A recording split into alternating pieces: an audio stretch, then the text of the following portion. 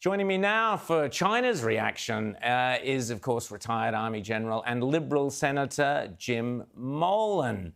Jim, great to see you. How are you? Rowan, I'm good, thanks. It's good to be with you. Very good to be with you.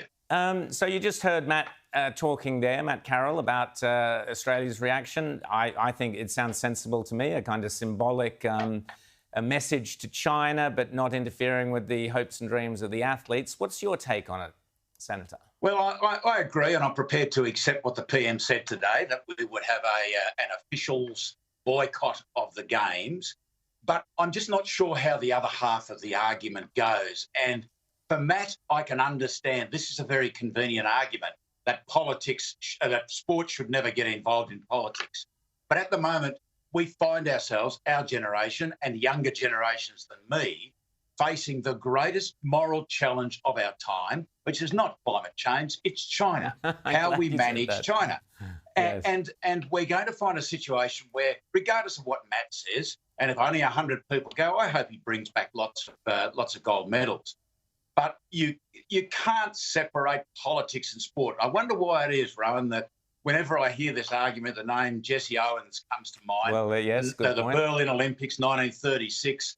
You know, a black man wins a number of the sprint races, won 4 gold medals, and it deprived Hitler a little bit of the superiority, the racial superiority that he had, but he just lied about it. You know, and this is exactly what China will do. This will have no impact on China. You know, I'm prepared to accept that this is practical. It will have no impact on China, and I wonder how. You know, the kind of the Uyghurs, the Hong Kong people, those on the Indian border, people who are worried about what's happening in the South China Sea, our traders, what's happening with our traders? I don't know whether Taiwan is being permitted to put a team into the Winter Olympics. It may be. I don't know, but there's 24 million Taiwanese up there who have been threatened with destruction of their country, and our country has been threatened twice. Yet we're playing sports with them. Where's the Olympic spirit in that, Rowan? It's convenient, it's practical. I'm just worried about the moral aspects of it. Jim, I think that's fascinating. Let's just have a listen to the Chinese spokesperson, how he responded to the boycott. The U.S. should stop politicizing sports and stop disrupting and hampering the Beijing Winter Olympics with words and deeds. Otherwise, it will undermine the dialogue and cooperation between the two countries. So what would be the alternatives, Jim? I mean, as I said before, I support the ideas of the athletes, who've strived their lives, not having those lives. We know from previous situations where perhaps, it wasn't necessarily the ideal opportunity. But what would be a better place? Take the Games away from them altogether would seem to be the only alternative. Maybe give it to Taiwan. That might be the answer.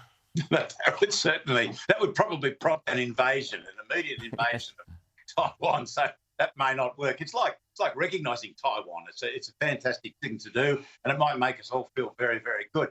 But the effect would immediately be that Taiwan would probably be invaded by China. I'm not too sure, which is why I'm prepared to accept what the PM says. But I'm just worried, Rowan, that everything we do at the moment, trading with China, and I believe we should trade with China as long as we use that money to make ourselves stronger. Yep. And we, in a sense, we are. So $90 billion we get out of worth of trade with China in iron ore, and we get even getting a little bit more now because they're desperate in relation to coal.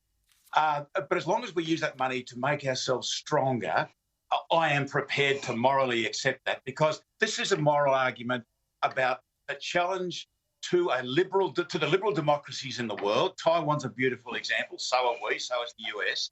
Against authoritarian governments. This is why I think it's a very convenient argument for Matt to say, let's keep it out of sport, let's go and win medals. Well, that's fantastic, but this is the most serious challenge we will face in our lifetime.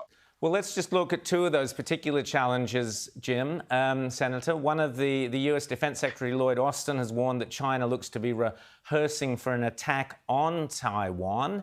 He says there's been a significant increase in the scale and frequency of missions into Taiwan's air defence identification zone. And we've also had this story out of Queensland about a cyber attack I mentioned earlier that could have send a blackout for 3 million homes or something. Sounds like they're practicing for their climate change war against us. Black the whole place out. Right. Yeah, that's right. They're practicing to reduce emissions. They may not need to bother. We're going to do it to ourselves, Jim. This is what I keep saying.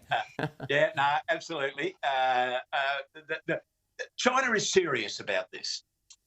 And China is very, very serious about two things, retaining or regaining, even though it never had it, regaining Taiwan and being the dominant power in the Western Pacific. And the only way it can do that is this is a zero-sum game. The only way it can do that is by throwing the US out of the Western Pacific. And if it could achieve the same things, both things at the same time, then China would be very, very happy. Japan tried to do it in the Second World War. Japan didn't declare war on America in order to attack Pearl Harbor. Japan attacked Pearl Harbor in order to get the oil in the Netherlands.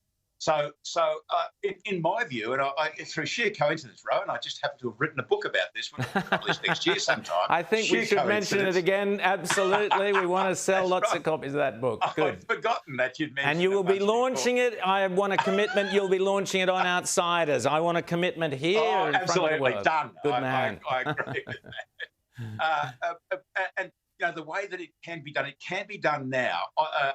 Secretary Austin is quite correct. They are rehearsing. Twice now they have threatened to attack Australia, and the inference in those threats is that they will use nuclear weapons against us. They've been even worse with Japan. They've said, Japan, we will not obey our own rule, which says China will not attack a country with nuclear weapons that doesn't have nuclear weapons. A dumb rule and a silly rule, but it shows that now that China is serious about dominance of the Western Pacific, and we happen to live there. You know, the Americans might get booted out and their military force in our part of the world get destroyed, and so they lose all power and influence in the Western Pacific. We can't just go home and reconstitute. This is our territory. And this is why I think we are preparing for the wrong war. I'm a bit confused as to exactly what war we're preparing for, what the nature of that war is. But it's not a war which gives us lots and lots of a warning that things are going to go wrong, that we can raise new forces, we can send ships here and there. It'll be over in a couple of days when China finally moves. Jim Molan, Senator Jim Molan, thanks so much for coming on Inside the News and giving us your brilliant insights. Looking forward to that book. But in the meantime, have a great Christmas. Thanks, Rowan, and happy Christmas to you and all the best. Thank you. Thanks. Senator Jim Molan there.